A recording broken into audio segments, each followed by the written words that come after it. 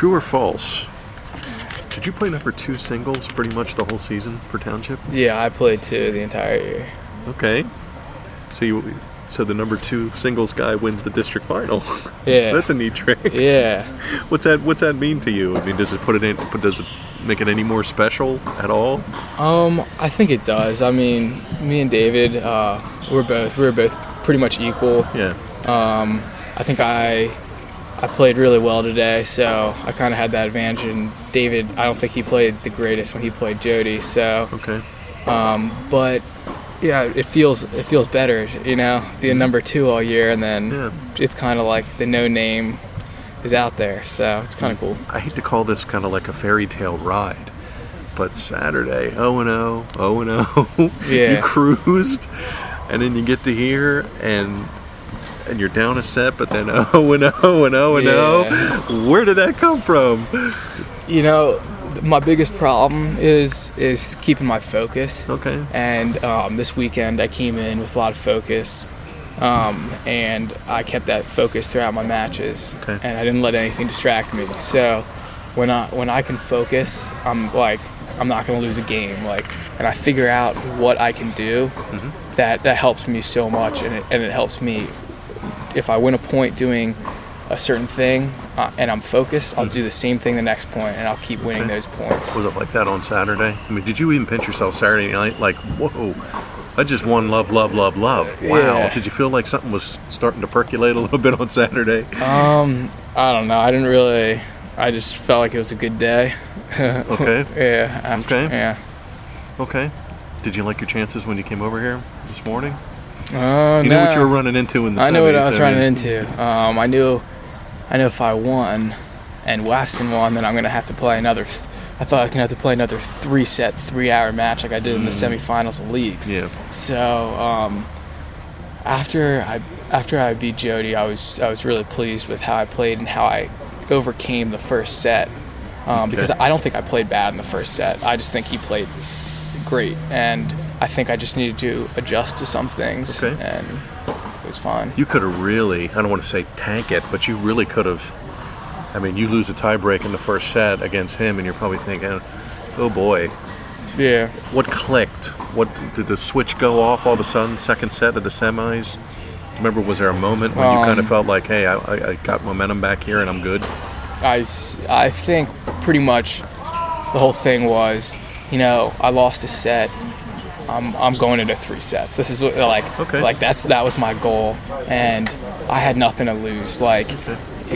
Bringing it to 6-4 was great, and I thought that I'm playing well. That's good. I'm against the number 1 seed. 6-4 is fine. Mm-hmm. And so I thought, I'll mix it up, see if I can win points doing certain things, and which I did. I found what worked. And luckily, I found it in the first game of the second set. And I keep working on that, and it kept working. So I just kept doing that, and it worked out. And then you beat him again, 6-love. Was everything just cooking at that point? You just felt good about your whole game? I was just focused, and I knew what I needed to do each point to win the point. Okay. Then you have a half an hour to sit around and think about things. Yeah. You knew you were going to get Wes, and you just played him a week ago in the LLs. Did you draw back on that match at all? Did you think about that match? Or? Yeah, I didn't think at all about that because I was so happy that I won the last match. Okay. So no, I wasn't particularly thinking about that match until I got on the court. Okay. And what I noticed was I wasn't that focused the first 3 games. You were down 3-0. I was down 3-0, and I just noticed I felt like everything didn't feel the same as it felt when I played Jody. So I noticed that when I was down 3-love, I sat down on the changeover and just focused and thought about things, and I needed to get into it. And then I won that set 6-3. So. Yeah, that was a good comeback. Yeah. What's it like when you're in a tennis zone? When you're in a basketball zone, every 3 goes down. What's it like when you're in a tennis zone and you're just making shots and you just can't wait for the next point, and you can't wait for the next serve? What is that like in your body? It's hard work. You have to go 110% or whatever every point, but it's so much fun. That's like when I played in like the number one bracket for leagues. I noticed that was a lot more fun. My match with Weston was, even though I lost, it was a fun match. Playing 2, you don't hit as many people that you have like really like tough competition with. So when you get into this tournament, you feel like everything's more fun because like it's more competitive. The shots, like they're hitting winners on you, you're trying to hit winners on them. Like they're all great points, so it's more fun. It seemed to me you played kind of, especially when you got up, you played just kind of loosey-goose. You just kind of made your shots. Yeah. You didn't panic. You didn't throw your racket or scream. Yeah. Even in the first set with Jody, when you could have got a little frustrated. Are you proud of the fact that you just kind of keep your cool and play, and you just kind of stick to your game plan, and that's it? I knew that if I did any of that stuff, if I got angry at myself, it would only have a negative effect on me. So it wouldn't really make sense for me to do that. So I just kept positive attitude, and like I said, I'm an underdog, so I can't really get mad if I'm playing good tennis and I'm working hard and I'm playing the right shots. There's no real reason to get mad at myself. I just lose a point and lost a point. Yeah. So. What do you consider to be the strongest point of your game? Because I think you got all the shots. You got all the shots in the bag, and you're quick, and you get to everything. What do you think the strong point of your game is? Well, I'd say if I get a short ball, and I can run around my backhand, hit a forehand, that's probably my strongest shot. I mean, my forehand's pretty strong, and when I run around it, I can usually get like a pretty good angle. I can get it pretty deep with my forehand, which is like unusual because it's hard to get like an angle with your forehand. But I don't know, I always tend to get in a rhythm with my forehand. So seemed to me, at least today, you were very content with just exchanging, just hitting ground strokes back and forth, playing baseline. Yeah, well, like that's kind of like how I changed a little bit, because not only last year, but like all the years before that, I used to be more of like there's a high ball, I'm just gonna slam it to the corner and try to hit a winner. I was really inconsistent. When I made the shots, they looked amazing, but I didn't make them as much. So with playing this year, I had to be more consistent. I had to hit it deeper, play more balls, and to do that, I got in a lot better shape before the season. So that's pretty much how my game changed, and that's what made me successful this year. And if I wouldn't have changed, there's no chance I would have been able to have the success I did this season.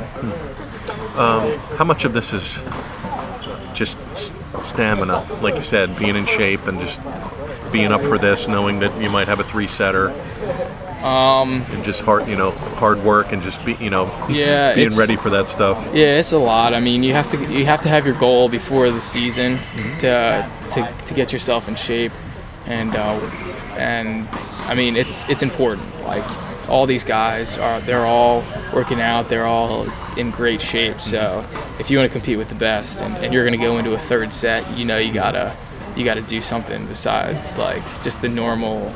I don't know, like you got to get yourself in good shape. Okay. You mentioned goals. Where was this at on your list in March when tennis started up? Were you even thinking district title? Were you thinking district final? I was hoping district doubles. Okay. That's what my hope was, because that's what I did last year. Right. Hope to repeat that. And then once I lost the challenge match to David Musser, and I was playing number 2, I was like, this isn't going to help. Like, I'm not going to play like the best guys in the league. And you want to do that. Yeah, obviously. And I want to do that to not only get in better shape, but improve my game. Sure. So I thought that might have an effect on me. But my main goal was if I could play well, it was district singles, and okay. I mean that's what I would love.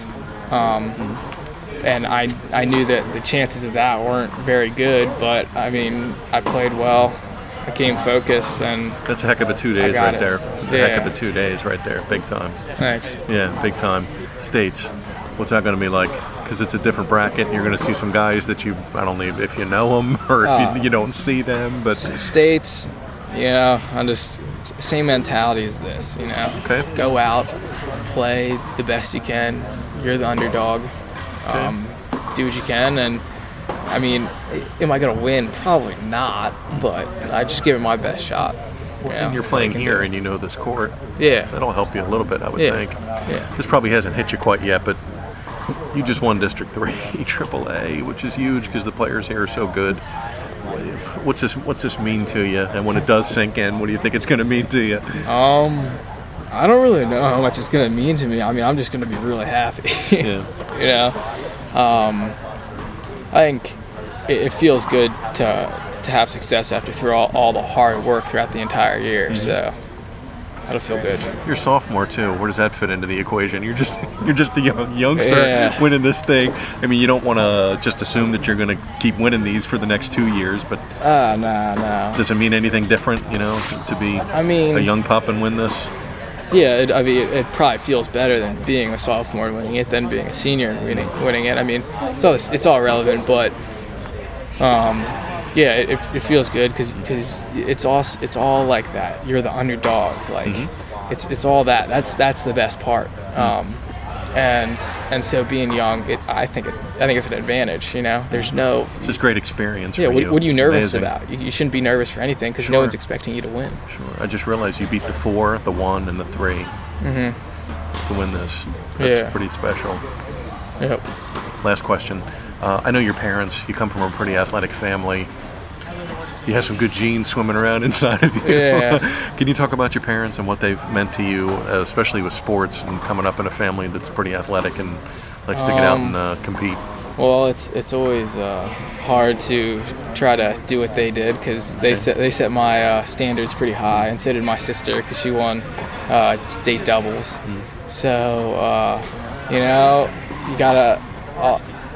I mean, they're always working out, so it's not like you're never working out, but I think that all like gives you a goal, it gives you more of a motivation to try to do what they did, try to be as good as they did. I mean, it's for my dad, it's a different sport, but still, you know. He's really good at it, though. Yeah. And you see him win stuff and compete. Yeah. Is it a competitive household? Are you trying to win in everything? Or? Oh, yeah. I mean, pretty much. Like, not with me and my sister, me and my mom or anything, but me and my dad, like, whenever we play any sport, we're always, like, so competitive. Cutthroat. Yeah.